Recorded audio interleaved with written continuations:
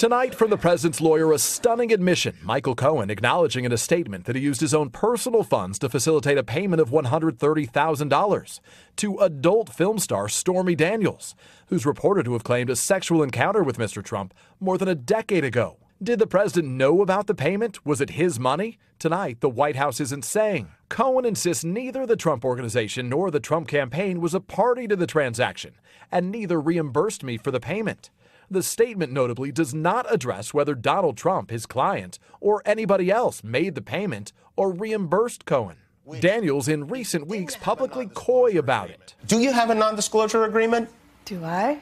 Now unrestrained, at least according to her manager, who tells the Associated Press Daniels believes she's free to tell her story after the president's lawyer told his. Daniels' manager saying the adult film star believes Michael Cohen invalidated their non-disclosure agreement by publicly discussing a secret payment. Cohen's acknowledgement comes after a watchdog group filed a federal election complaint alleging the payment could qualify as an in-kind contribution, violating campaign finance law if it was intended to keep Daniels quiet. If Michael Cohen paid this settlement to try to keep a story out of the news in the closing days of the election, then it very well could be an illegal campaign contribution, and that perfectly tees up an investigation from either the Federal Election Commission or the Department of Justice. The White House and Cohen have always denied Mr. Trump had any sexual encounter with Daniels. Tonight, no comment from the First Lady, who spent part of this Valentine's Day visiting sick children.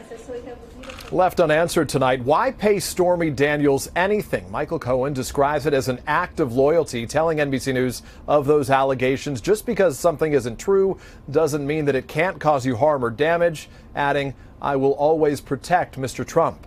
Hey, NBC News fans, thanks for checking out our YouTube channel. Subscribe by clicking on that button down here and click on any of the videos over here to watch the latest interviews, show highlights, and digital exclusives.